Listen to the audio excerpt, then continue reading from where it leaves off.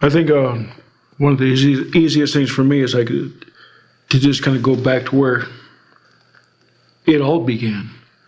Is that for me to say that I'm from Heidelberg, die Hatagen Hadishlanisch, die Duigen. I'm Haida from the Heidelberg. And everywhere I go, I tell people I was born in Heidelberg. And everyone kind of in the village says, yeah, you know, and they know that I'm from Heidelberg.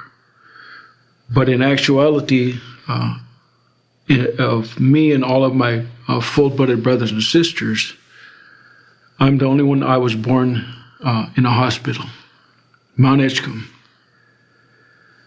And the reason I was born in the hospital is that my dad had beat my mother so badly that they transported her, and she was in Mount Edgecombe at the hospital. So before I ever got to breathe air in this world,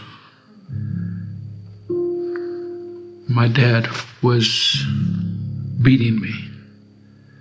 And I think that's part of why I've been a fighter all my life, is that before I ever got to breathe air or be hugged or anything else, I was in this environment where I was supposed to be protected and cherished and safe, but it wasn't. And then to come out, and that's how things began, is fighting and violence and scrambling, trying to figure out, well, why? You know, it's interesting to think of as a child coming out of that into an environment of just alcoholism and violence and fear, you know. So that's how life began for me, and then to continue down this road of you know, addiction and alcoholism and violence, and it just seemed that's how the world is. It's very interesting to work with young people now and stuff like that, and they say, oh, well, that's not normal. Well, be careful what you say is normal, because for me, that was normal. That's how things begin, and growing up with a consistent idea of being aware that you have to know what might happen when you wake up, when you're getting ready to go to bed. You might be woken up in the middle of the night because of a great big giant, you know, violent fight, you know, of drunk people in the house. It's like, well, to me as a child, it's like that's all I knew. So it's like, well, that's how the world is. Violent and profanity and hatred. That's the world. Altogether, I have 6 brothers and 5 sisters. And they're not all full-blooded. But like Indian way, Haida way and stuff, is that you don't say, oh, I have a half-brother or a step-brother, or, you know, it's like all of those things about legal status, or, you know, I don't even know how you would say it, but I got 6 brothers and 5 sisters. And growing up is like I was the youngest boy. So I don't know anybody else, but when you're the youngest boy, all your older brothers, they pick on you. So it's like, you get a lot of punches in the arms and, frogs. You like frogs? It's like, yeah, I like frogs. Wham! They hit you. It's like, ah, and they ha ha ha. It's like wedgies. It's like all the big brother stuff. But then I've also got older sisters who, like at some times in my life, had to step in and be like the mother. And it was like a wonderful thing to have kind of a fill-in, especially like when my mother had to run for her life. And she had to go out and back then there wasn't so many safe havens and transitional housing and all of these, domestic violence, intervention programs. That didn't exist. There were some churches that tried to help with, different things and stuff, but she had to really scramble and go and find a place to stay and then find a job before she could come back to rescue us.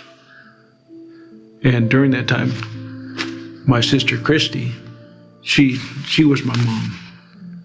So it's like I think of her as really special, my sister. I think back on like kind of those formative years that my mother had come back and took us to all be with her, and she was working 2 jobs. She was cleaning hotel rooms at 2 different hotels. And the sacrifices that she had to make in order to like cover bills and stuff like that, to be working that many hours, and then to have, us at home kind of raising each other in a poverty-stricken, and then my older brothers and sisters started to get into the partying and stuff like that, because there's a lack of supervision because she had to work.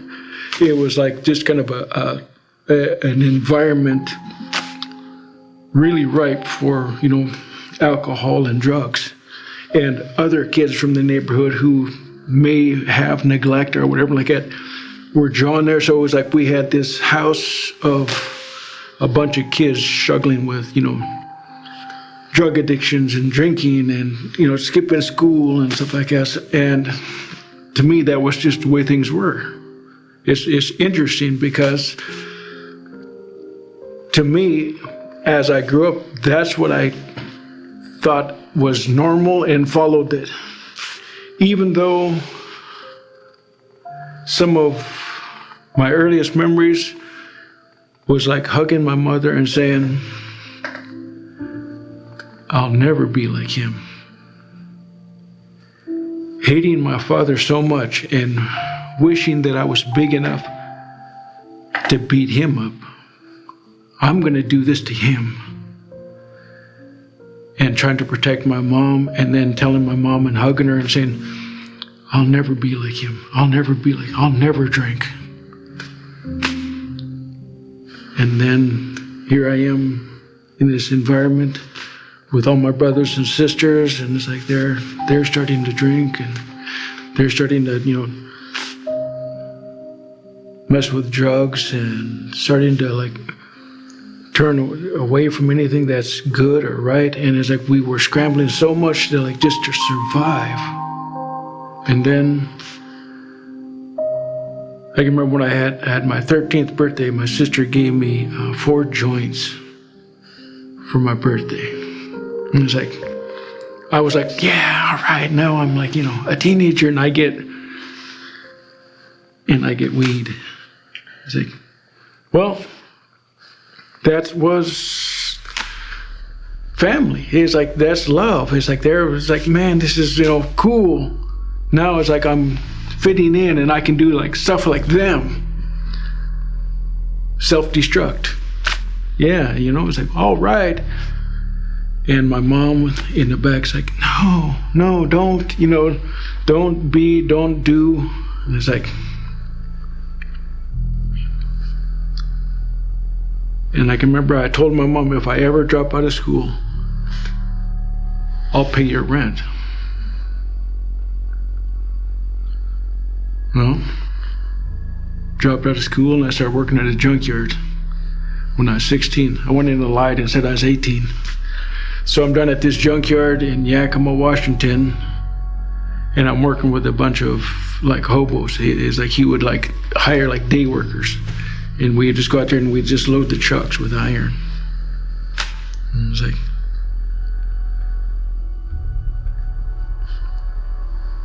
I dropped out of school, started working, and I never did graduate because I got caught up in the drugs, partying, proving myself, trying to run and prove myself to all the other street thugs and stuff, and say, well, that's life. Proving myself to a bunch of other knuckleheads. And it's like, well, even though I said I would never do this, I'd never be like that, I would never drink, I won't drop out of school, I'm gonna watch. And then it's like, well, everything I said I wouldn't be is what I did. And then there came a point when I was sitting there and I was really feeling bummed out because I was hungover and it's like coming down off dope. And I looked in the mirror and I realized that I had become everything I hated most in this world. When you reach a point that when you really kind of self-evaluate, and I looked in the mirror and I thought, everything that I hated most in this world is just what I am. Like I said, it was funny because other people perceived me to be like this really cool, badass dude, right? It's like, I could fight, I was good looking, it's like, I could get girls, I had dope. I had this, I had a really nice bike. I like motorcycles, so it's like I had this really nice bike. So it's like I'm driving around on this motorcycle, like I'm this, badass. I got dope. I'm slinging dope. It's like people don't mess with me because they know, I'm pretty dangerous and stuff. So it's like, everybody respects me and the girls want me. And it's like, and I'm looking in the mirror thinking, man, everything that you said is a lie. It's like, how twisted it was. I can remember me and my brother went downtown. New Year's Eve, we went downtown with Rick to get some coke. So we was gonna fire up coke so we could be all up all night. It's like, we called it getting amped. And I was like, get amped, it's like, oh, we're super excited. And we went down to Stockman's Cafe down in Skid Row in Yakima. And Rick and Willie went to get the dope, and I sat down at the bar, and one of my partner's mothers is the bartender. And she would always when they give you get a rum and coke, and they give you that much rum and just this much coke. It's like, double the rum, half the coke. It's like, it's like, yeah, it's like, give us the extra strong drinks. And I said, it's rum and coke. She goes, oh, I hope you guys are having a good night. We're sitting there and I'm joking with her and I'm thinking I'm all cool. And I can remember she just sat down to drink. And it's like, and I'm like this, I took it and I scooted it towards me like this. And behind the bar, they have mirrors. It's like, you can always see behind you and stuff. And I was looking in the mirror and I could see the door behind me, and Rick, he comes in, he has a really weird look on his face. And it's like, so I turned around like that, and he goes, hey, he said, Willie, he said, he got stabbed. And it's my brother, right? It's my closest brother. We're the two youngest. And it's like, I said, what? He goes, yeah, he said, it's bad. And I turned back around, and I can remember, I guess And it's weird how things stick in your mind. Like I took that drink and I drank the whole thing like that. And just when I said it out like that, my brother is like coming through the door, and he's got blood covering him. And I jumped up and I started running towards him, and he goes, "Rudy." And he just fell. So he's laying on the floor, and he's got blood pouring out like this. And right here, his shirt is like just getting bigger. And so I went like that and I tore his shirt open, and right there's just a little hole, like that, but it's that dark purple blood. And this coming out. And so I stuck my finger in that hole, and he goes, and he looked at me, and he goes, "Don't worry, everything is gonna be okay." And his eyes just rolled back. So I'm kneeling in my brother's blood in this bar, New Year's Eve, and then the police come in and they think that I'm the one that stabbed him, so they jump on me, and the fight is on. And it's like, so New Year's I'm sitting in lockup, and I don't know if my brother's dead or alive. And it's like, well, all over what? Dope. It's like, oh man, it's like, this is how, and you're sitting there and all of this stuff going through your head. It's like getting locked, I'm going back to jail again. It's like, you're over it. My brother lived. They did open heart surgery on him. Cut open his chest, opened him up, took his heart and sewed it up and saved his life. And I've had a lot of people say, "Man, that would have been it for me." 6 months later, I'm on my bike, blacked out, amped up, and I wrecked my motorcycle going over 80 miles an hour. Wrecked my motorcycle so bad I was wearing a helmet, it broke my helmet off. I woke up in the hospital 3 days later, and the doctor told me that he had to work for 6 hours to sew my head and my face back together. And it's like, he said, "You're really lucky to be alive, young man." And I can remember I said, "Do I effing look lucky to you?" Because it's like, the scar starts here, goes back to here, comes down around here, and I guess that was all torn off. And my lips and stuff were all from sliding on the cement, and I had the skin off my hands, and my knee was screwed up. It's like, do I look lucky, And he said, "You're lucky to be alive. You ought to be thankful."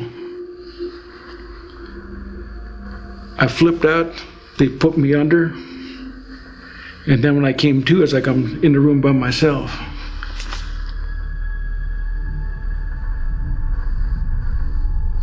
And I can tell you that there was times when I was getting ready to go to court, and I'm getting ready to go, and it's like, and I'm facing possible prison, and it's like, "God, please don't send me to prison. I don't want to go to prison." And I cried. And I meant it. I didn't want to go to prison. But I didn't want to change. I really didn't want to go to prison. And I meant that. I was crying, "Please, I'll be a good guy." But this time in that bed, in that hospital, God, I can't live like this. I don't want to live like this. I don't want to be me. If you're real, please help me. And I just laid there and cried. I haven't had a drink since that day. I haven't shot dope since that day. He set me free. In that moment, it wasn't, I don't want to be punished. It was, I can't live without you. That's it. Anything about me, my life, all of it that is beautiful and good and powerful and redeeming and building and worthy of anything is because of that one moment. That one thing, that one decision that I made, that I can't live without you, God, and I don't want to live without you. And if you're there, please, please, freedom was provided.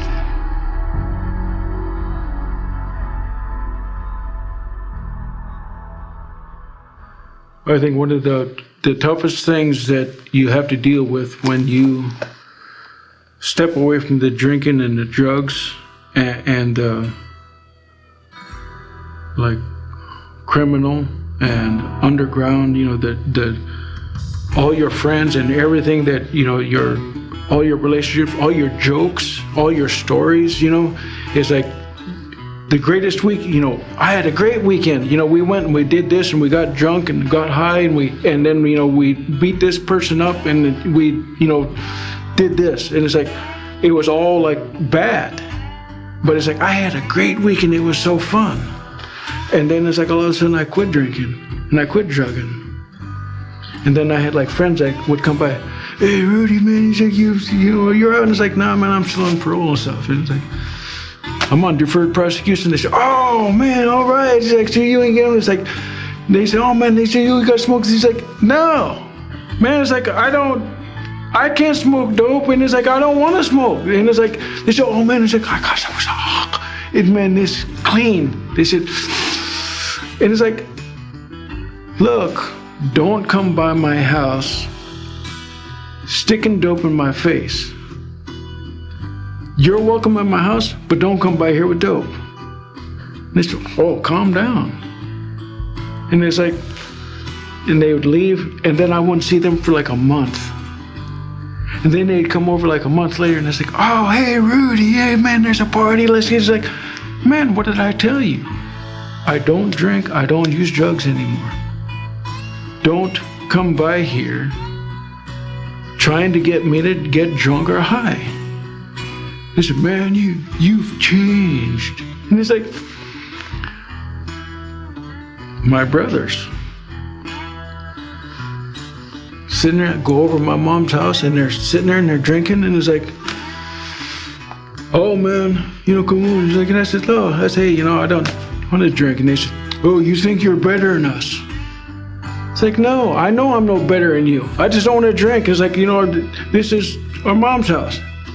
He's thinking, they say, oh yeah, well, F you. And it's like, well, F you. And the next thing you know, we're fighting because I didn't want to get drunk.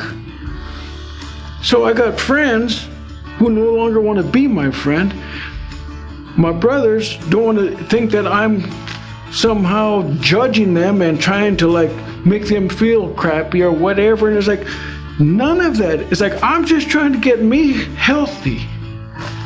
So then it's like my friends come by again, and I had to handle them. It's like I did. It's like I grabbed them, walked them out to their car, and said, if you come by my house with dope ever again, I'm going to smash your face in. And they said, calm down. And then I've never seen them again. Was that a friend? See, that's all of a sudden, people in my mind that I was willing to bleed for. If they were getting jumped by 5 guys, I'm jumping in. That's my bro. That's my man. We go down together. But all of a sudden, I quit drinking and drugging, and I can't be their friend anymore. It was eye-opening. And it's like, okay, I found out who my real friends were. And my definition of a friend took a radical change, and it's heartbreaking because I really did. I felt like we were like family. Some of them, like we took them in and they lived at our house for a while. You know, when during hard times, it's like, yeah, come stay with us. It's like I thought we was really family, but then all of a sudden, no drinking, no drugs, no friendship. And that's heartbreaking. It's hard because then it's like, well, where do you go? I remember I went into a church and I'm sitting there and it's like, people are like doing the sideways looks at you. You know, I mean, it's like I'm rough. I just come off, I was sitting downtown shooting dope with prostitutes just a few months ago, and now I'm sitting in a church. I got scars on my face and stuff, and it's like, these people are like all uncomfortable, like they don't want to look directly at me, they're kind of side looking. And I'm sweating, and it's like, I don't want to be here. I know they're sitting here, and they don't want to be sitting by me. I feel really unwelcome. But I know I need to be here and hear God's word. I need to force myself to stay here. It ain't about what I want, it's about what I need. Just like I didn't like when I was going through drug and alcohol treatment, but I needed it. And then when I went to the AA and the NA meetings, I didn't want to be there with a bunch of, stinky, smoke-filled rooms. It's like, but I knew I had to, and I needed to. Now I'm sitting in this church. I need this. And I want a real life. I want to be free. I want to hear what God has to say to me. I left that fancy church, went down to Salvation Army, sat down in the Salvation Army. Everybody smells a little musty and old, and the bums and the junks and the really super poor and the mental health folks. This is church. And it's like, yep, this is me. This is my family now. And I said, that's where I went for a year. I was at that church when I met who is the young lady who is now my wife, a preacher's daughter. It's like, you gotta be kidding me. God has such a sense of humor. He's so funny. It's like, I'm working at that community center with these street kids, and we'd always go over for coffee across the street at this restaurant. And one of the waitresses in there, she's going to college, and she was like cute, but she was like, she was like just open and honest, and it's like, she's just like, she knows like kind of what we was doing and stuff like that, but it's like, she was like just kind, and it's like, there was something about her that was just like beautiful. And then she said, hey, you should come hear my father preach. And it's like, what? It's like, yeah, this is crazy. So I went from the salvation to listen to her father preach. Meeting her father was extraordinary because he's a cowboy from Texas. Well, Alaskan native from a fishing village in Alaska, and I used to say, I'll never marry anyone but an Indian woman. And I meant this, like I wanted my kids to be full-blooded native, right? And it's like, oh, I'll never marry anything but an Indian woman.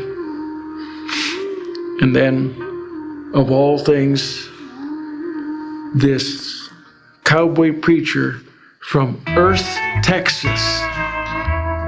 I don't know if you've ever seen Dennis Weaver on McLeod. He's got a like cowboy hat, Texas cowboy hat, and he'd always wear boots, and he'd wear like a polyester suit, and he'd have this big like thick mustache. Her dad looked a lot like that.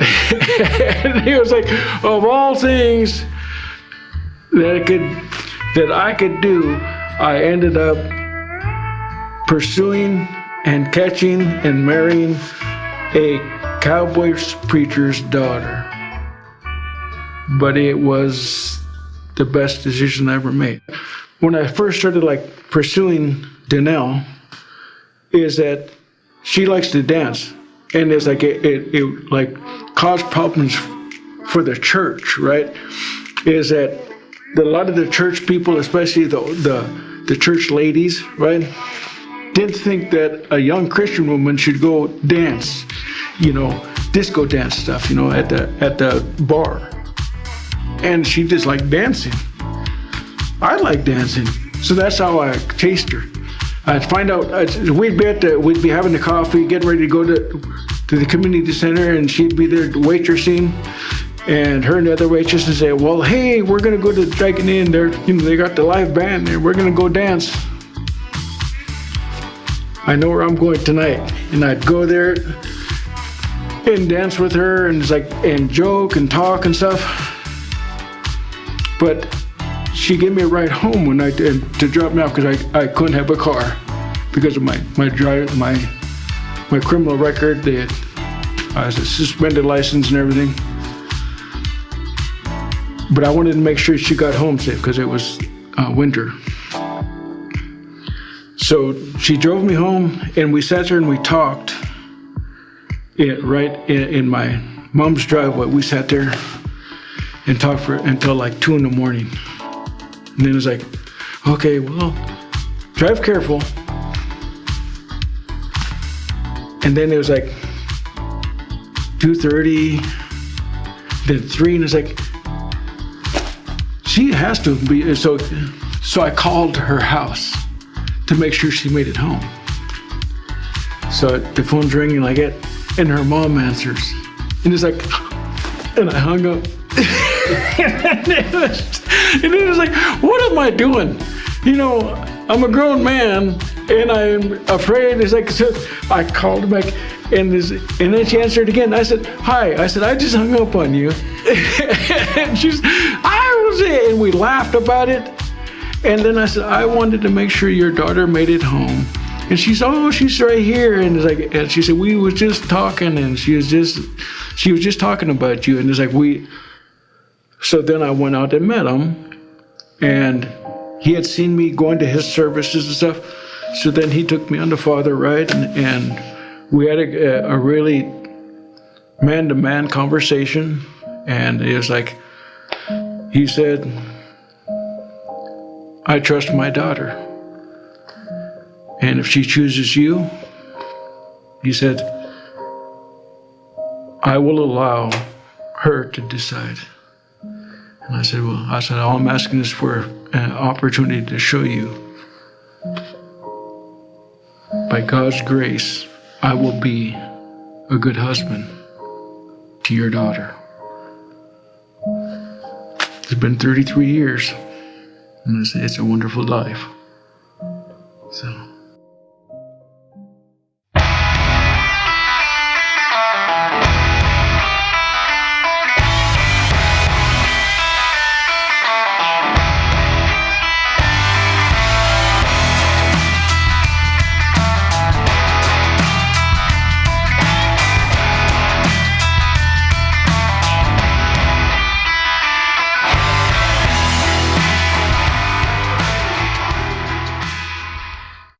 Rudy, he said, you think you're tough? And it's even my mom said, I know, I'm tough. He said, why don't you come down to the boxing club and fight like a real man? Me and my brother beat them both up. One of the things that we was doing was we was putting on these charity boxing things to raise money and stuff like that, and get street kids to come in and stuff. Most people don't decide to be a professional boxer at 26 years old. But my thing was, I'm not going to let anybody else stop me.